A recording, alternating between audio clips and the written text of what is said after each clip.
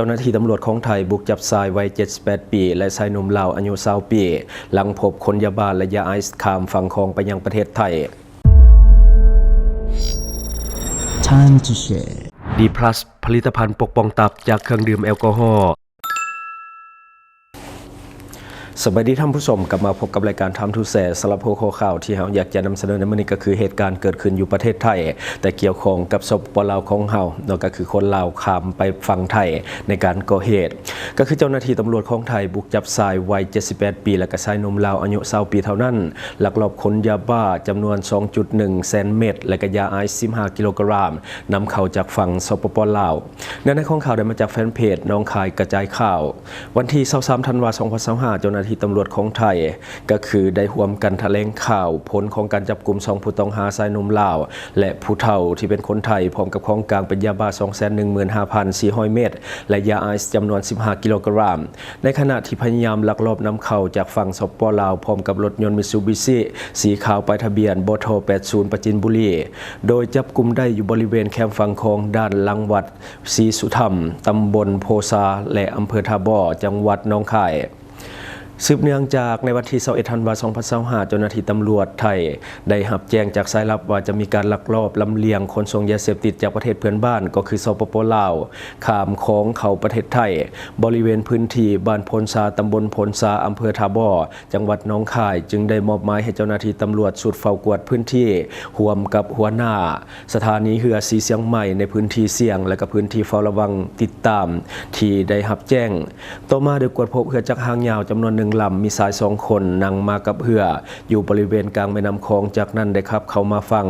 ของประเทศไทยด้านหลังวัดศรีสุธรรม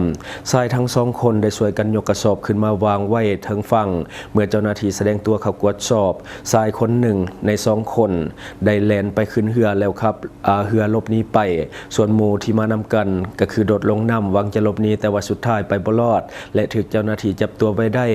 ทราบชื่อภายหลังคือท้าวพุทธศักดิ์พิมมาสอนอายุ20 ปีเป็นคนสัญชาติลาวในเวลาเดียวกันนั่นได้พบรถยนต์มิตซูบิชิสีขาวทะเบียนบท80ประจินบุรีที่ต้องสงสัยโดยมีคนในรถ1 คนติดจากรถล้อท่าอยู่ในบริเวณที่เกิดเหตุจากการเข้ากวดสอบพบท้าวสมไสอายุ78 ปีชาวบ้านหมู่ 6 ตำบลพลซาอำเภอทาบ่อจังหวัดหนองคายซึ่งผู้เกี่ยวยอมรับว่าตนเองได้รับการติดต่อจากคนลาวให้มาล้อท่ารับคนลาวที่จะข้ามน้ำคลองมาเพื่อพาไปส่งอยู่ตัวเมืองหนองคายเจ้าหน้าที่ได้ควบคุมตัวทั้งหมดไว้พร้อมกับกระสอบสีขาว1 หน่วยและสีฟ้า1 หน่วยที่ภายในบรรจุก็คือยาบ้าและยาไอซ์จึงได้ประสานงานกับหน่วยงานความมั่นคงในพื้นที่เพื่อร่วมกันในการจับกุมและก็กวดยึดจากนั้นนำตัวทั้ง2 คนผู้ต้องหาพร้อมกับของกลางมาที่สถานีเรือสีเชียงใหม่เพื่อกวดสอบโดยละเอียดรวมทั้งยาบ้าที่จับได้ในครั้งนี้แมน 215,400 เม็ดและยาไอซ์15 กิโลกรัมก่อนจะนำส่งให้กับสพทาบ่อเพื่อดำเนินคดีตามกฎหมายต่อไปอันนี้คือขบวนการขายยาเสพติดข้ามชาติของลาวและก็ไทยที่มักเกิดขึ้นเรื่อยๆเสียดายจับได้แต่บางคนบางส่วนเท่านั้นอีกคนหนึ่งก็คือขึ้นเรือแล้วก็กลับมาฝั่งสปปลาวได้ทันซึ่งเจ้าหน้าที่จับได้แต่คนเดียวที่เป็นคนลาวอายุ20 ปีเท่านั้นที่ว่าร่วมกับคนไทยในเรื่องของการค้ายาเสพติดบัดนี้เฮามาต่ออีกข่าวหนึ่งก็คือคณะผู้แทนพรรคคอมมิวนิสต์จีนเคลื่อนไหวยำและก็ประกาศและปะทะกถาอยู่สปปลาวในของข่าวของได้มาจากแฟนเพจของประเทศลาวในระหว่างวันที่23-26 ธันวาคม 2025 นี้คณะผู้แทนคอมมิวนิสต์จีนนำโดยสหายเสียชุนทาวกรรมการศูนย์กลางพรรคห้องหัวหน้าผู้ประจำการโรงเรียนพรรค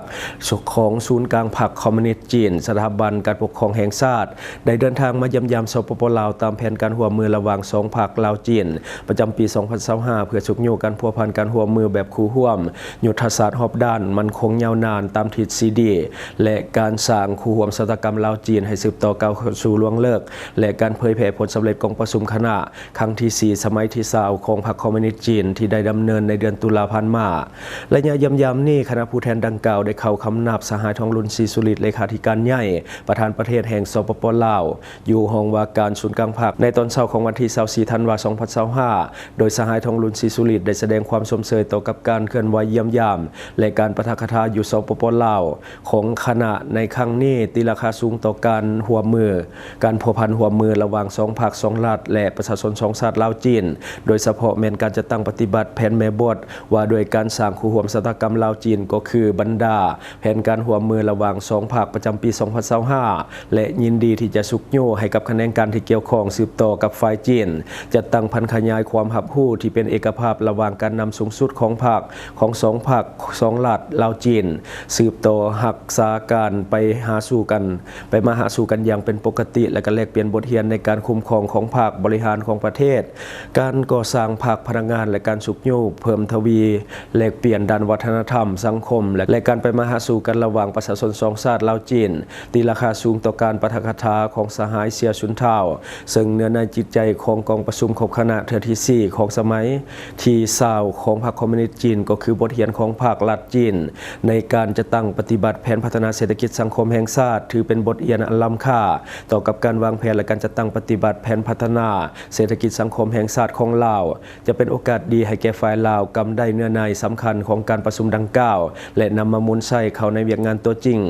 สหายเสียชุนเทาก็ได้แสดงความขอบใจต่อกับการต้อนรับอันอบอุ่นของสหายทองลุนศรีสุรินทร์และเห็นดีเป็นเอกภาพต่อกับการตีราคาการพัวพันหัวมือระหว่าง2 ภาค 2 ประเทศ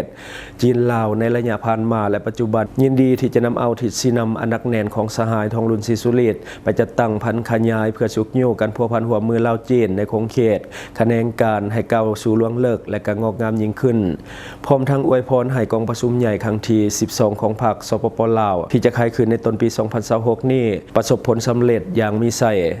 ในวันเดียวกันสหายเสียชุนเทายังได้พบปะเฮ็ดเวียกกับสหายผู้วงอุ่นคำแสนกรรมการศูนย์กลางภาคหัวหน้าสถาบันการเมืองและการปกครองแห่งชาติและสหายลาวเปาชงณวงไส้กรรมการศูนย์กลางภาคห้องหัวหน้าคณะโฆษณาอบรมศูนย์กลางภาคเพื่อลงเลิกเวียกงานคำคิดเห็นเกี่ยวกับการพัวพันหัวมือ2 ฝ่ายอีกด้วยการเยี่ยมยามสปปลาวครั้งนี้คณะยังจะได้ปาฐกถาผลสำเร็จของกองประชุมครบคณะเทือที่4สมัยที่20ของพรรคคอมมิวนิสต์จีนอยู่ห้องประชุมใหญ่ห้องว่าการศูนย์กลางภาคแลกไปเยี่ยมยามแขวงหลวงพระบางโดยจะได้พบกับการนำของแขวงและกับปาฐกถาอยู่แขวงหลวงพระบางตื่มอีก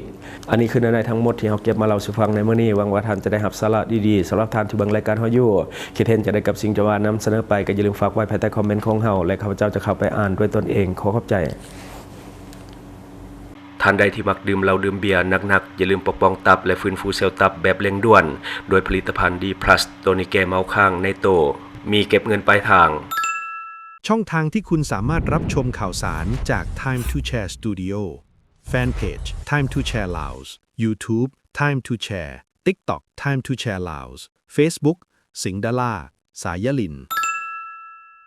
อยู่เมืองลาวใช้แต่เงินกีบลาวและส่งเสริมผลิตภัณฑ์ภายในเพื่อลดพรการนำเข้าสินค้าและแก้ปัญหาเงินตา Subscribe for more video.